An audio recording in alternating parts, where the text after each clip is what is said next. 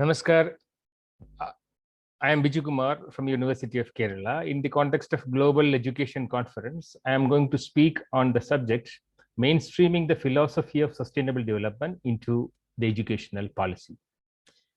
The outline of my presentation would be the symptoms of unsustainability, where I will explain what are the symptoms of unsustainability in the post-COVID world, origin and progression of the conceptual paradigm of sustainable development, education for sustainable development, the practice of that, and higher education sustainability indicators, mainstreaming sustainability into curriculum, and how we can carry this message forward.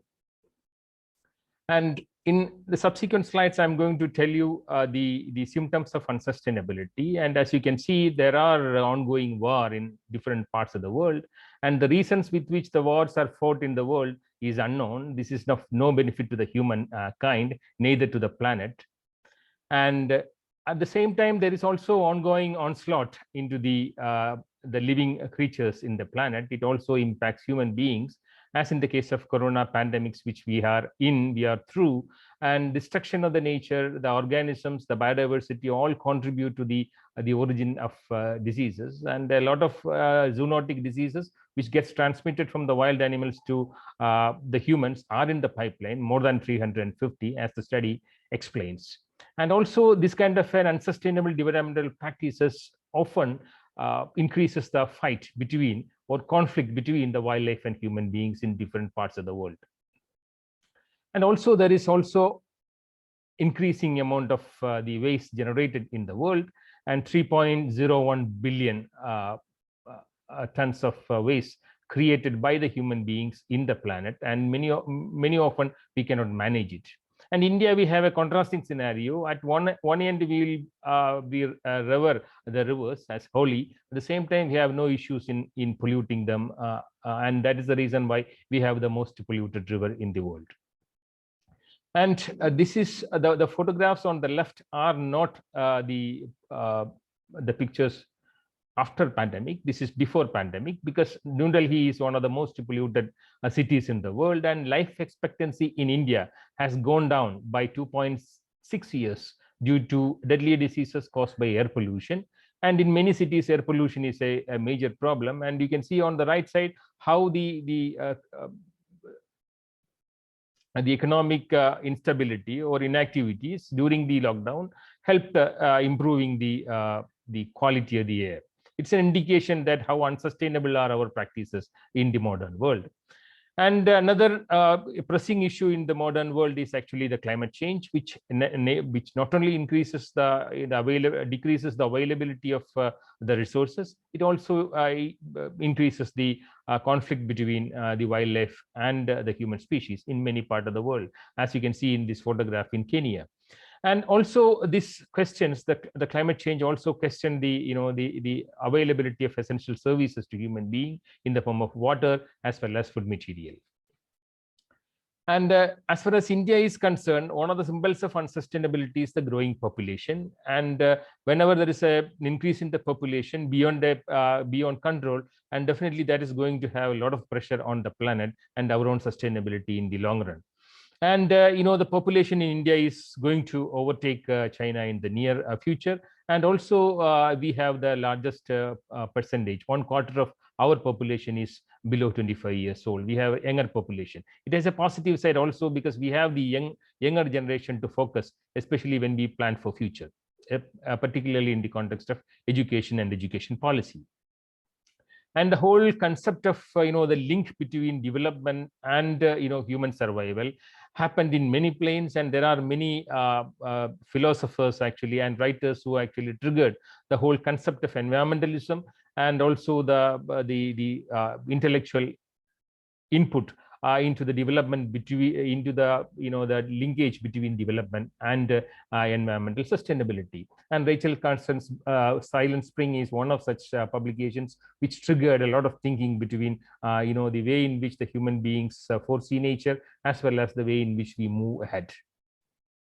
And the global think tank in the form of the Club of Rome, also a group of intellectuals in the world, they analyzed the situation in the context of human population growth and the availability of resources for future.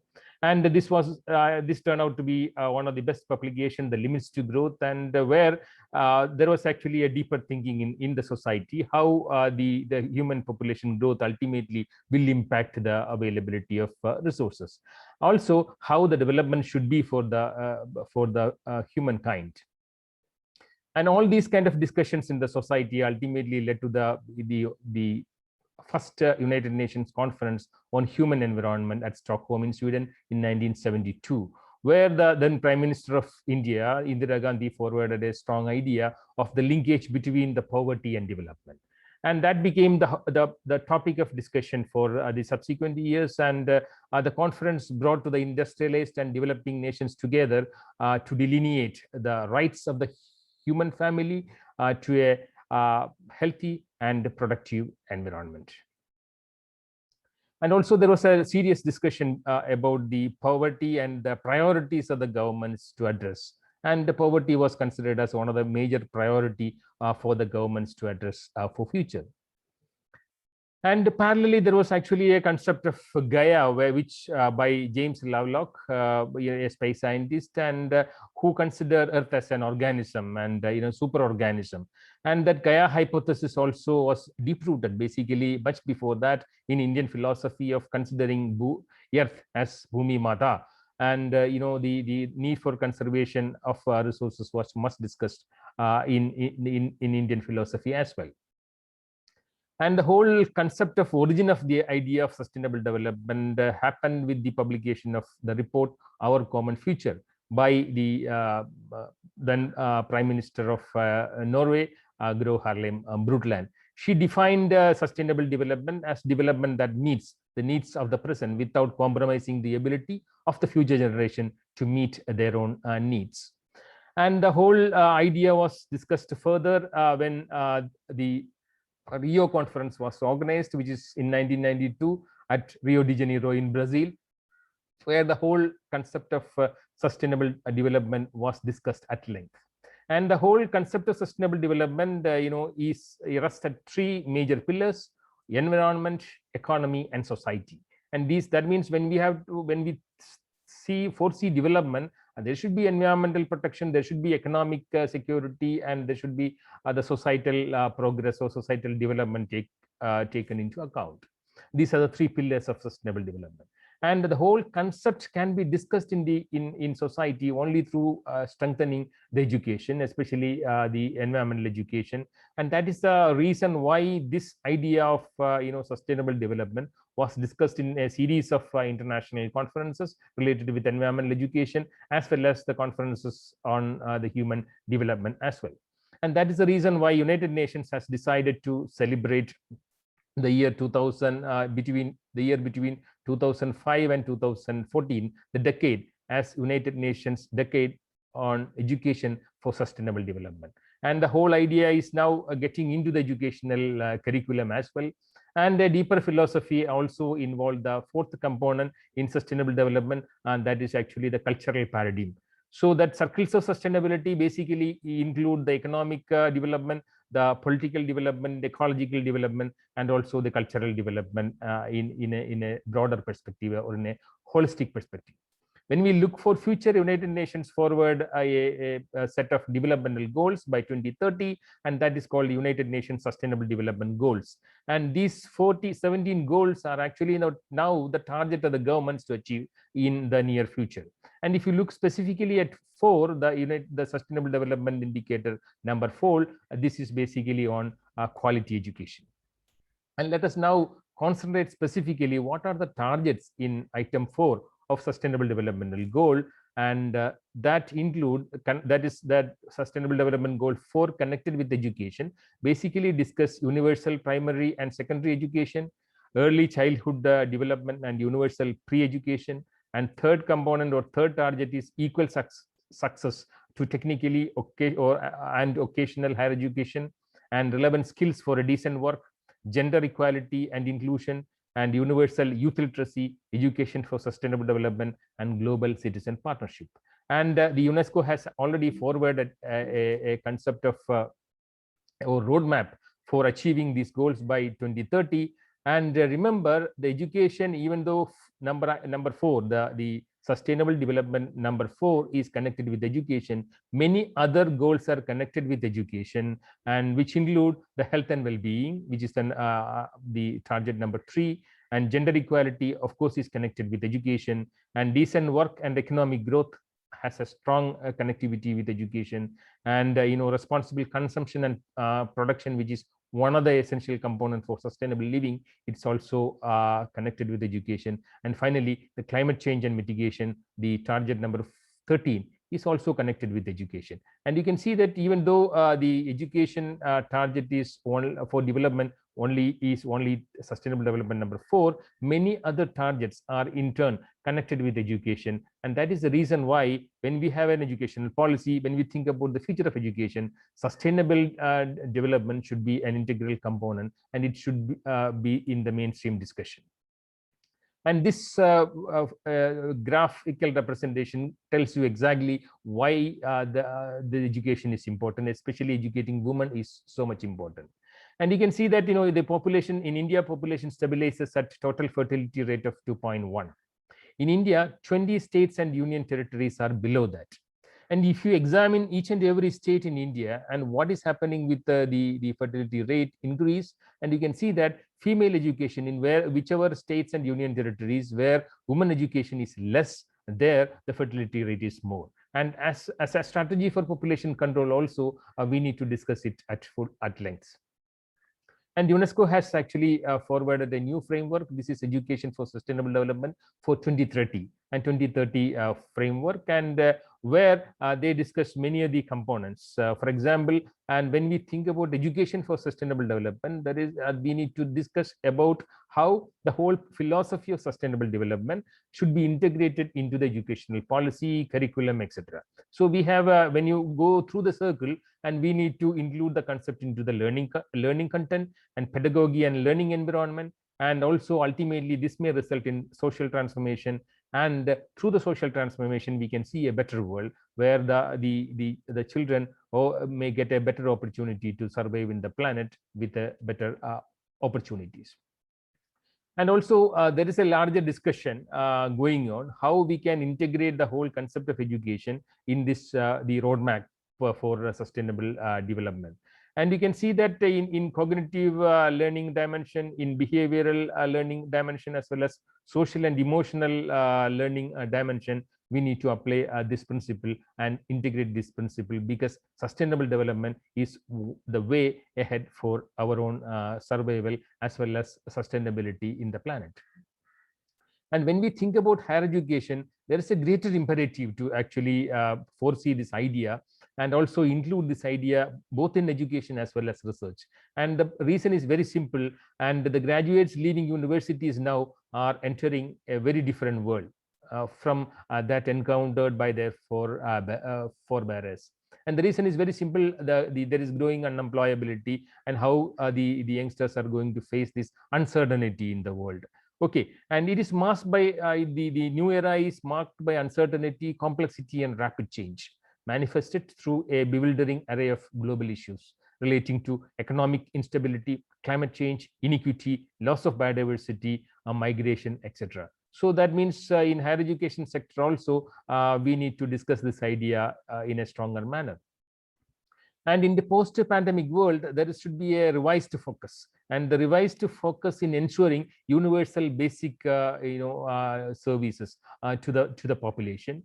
And for that, the important component which we discuss are free education, free healthcare, and free transport. And ultimately, this is going to see a kind of revolution without even implementing some kind of revolutionary principles in the society. And India has a different scenario, because the largest number of unemployed youth are going to be in India. So that means we should have a reorientation in foreseeing education, a transition from the digital to the real world. And the youth in India should reorient to reinvent India and understand the need of the society, rather than seeing a developmental concept similar to the Western world. And the concept of education, what we need definitely is a kind of interdisciplinary faculty, a faculty of multiple knowledge paradigms, and which discuss about these three components in future when we think about sustainable development: education for all, health for all, and food for all. How are you going to bring in this concept? And the three components that in sustainable education: environmental sustainability, economic sustainability, and social sustainability, can be slowly percolated into the curricular framework. And each subject, it's not limited with the natural sciences or environmental science. It can be included as part of any discussions, including the teaching of languages, where the elements of environmental sustainability, economic sustainability, and social sustainability can be brought in and included in the curricular framework. And also, when we look ahead in future, particularly in the context of an environment educational policy, and the emotional intelligence, making the people emotionally intelligent, play a very, very critical role. And that is the reason why in higher education scenario, the emotional intelligence, making the people emotionally, or the students emotionally intelligent, it play a very, very important role. And that is the reason why I perceive this conference on education for total consciousness is very, very important. And there are 5 major components where we need to focus, particularly in the curriculum, when we include the packages for emotional intelligence. One is self-awareness. You should know be compassionate and know yourself and the nature around you. And that is the ultimate philosophy of I theory forwarded by Jagadguru Swami Isa. And that is the reason why this is very, very important. And second is empathy, and third is motivation, and fourth is self-regulation, and also the fifth component in the emotional intelligence is the social skills. So we need to reorient the existing education in acquiring more skills.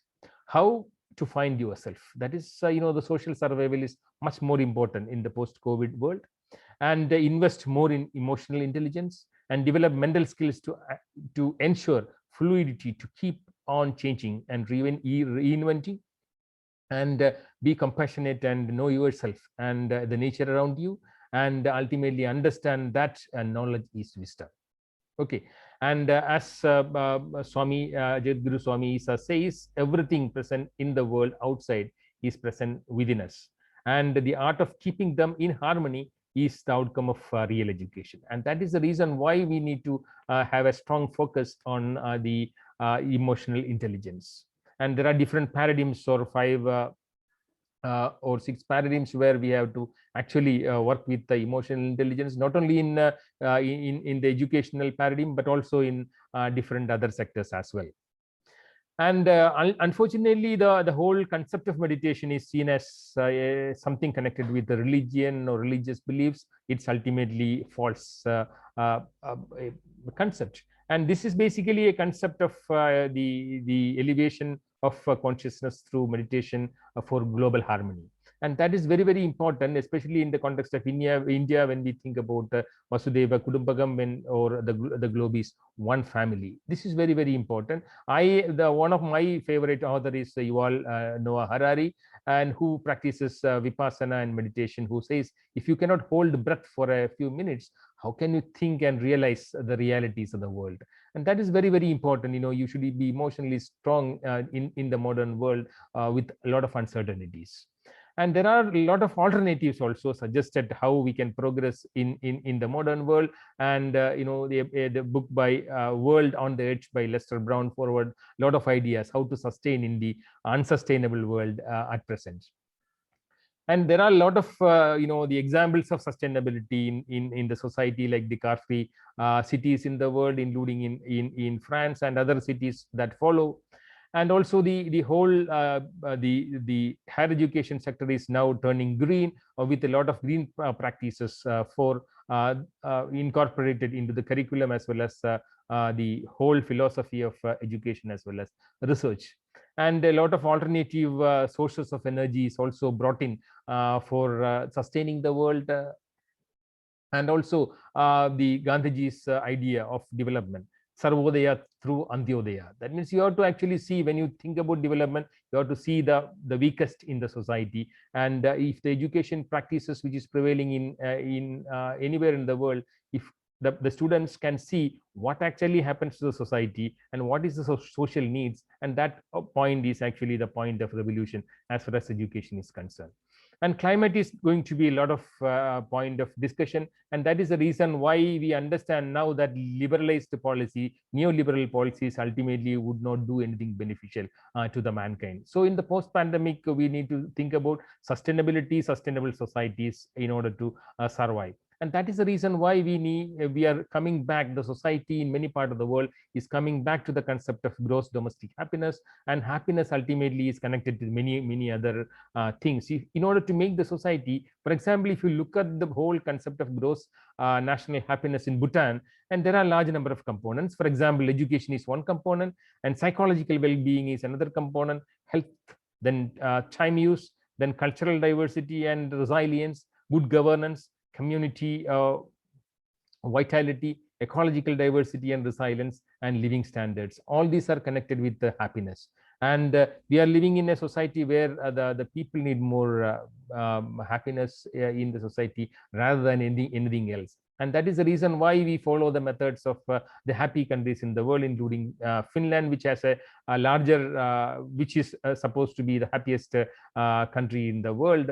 And there, there is a lot of investment in education, and so the social support, the government social support machinery, health and life expectancy, social freedom, generosity, and absence of corruption, all are linked with a happy and peaceful society. And also we need to be scientifically aware of what is happening in the society, because many of the solutions ultimately come from science as well. So there should be a stronger connectivity between science, society, and science and spirituality in the years to come.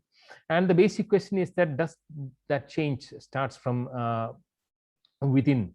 And that means we need to have a larger introspection into our own activities, and the key values of sustainable living should also be brought in to the concept of education. Especially, this is a pluralistic thinking, and this is not connected with the one aspect alone, and it is connected with many other things, including respect and love, diversity, peace and freedom, and solidarity, justice, and the social empowerment, etc. So all these things are connected with sustainable living and sustainable development and education in that sense. Even the revolutionary governments, including the communist governments, are now slowly bringing in the whole concept of developing ecological civilizations. And the Communist Party of China has also brought in that concept into the state constitution, the need for creating ecological civilization. And in India, we don't need a philosophy actually to think about ecological civilization, because we progressed as ecological civilization. Unfortunately, we forget the roots, and then become the whole philosophy become very narrow, and where the entire concept and the thinking is now is not actually holistic. And it will take time, because the whole concept of mainstreaming sustainable development idea or philosophy into the educational curriculum is not easy. It will take time, and it's a slow process. And as the saying goes, Rome wasn't built in a single day. So that means we need patience to actually foresee how the whole idea is brought in into the concept of education.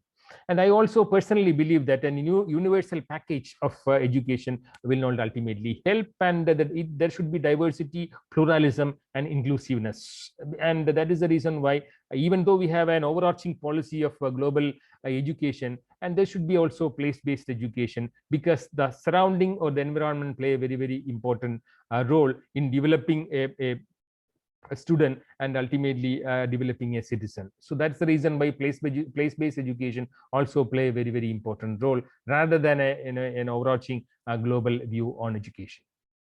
And to conclude, let me tell you that the illiterate, let me quote Alvin Toffler, the illiterate of the 21st century will not be those who cannot read and write, but those who cannot learn, unlearn, and relearn. I'm sure that whole concept of the sustainable development and also incorporating the principles into the sustainable development, the educational policy and curriculum would also need a lot of learning, unlearning, and relearning process. Thank you so much. Namaste.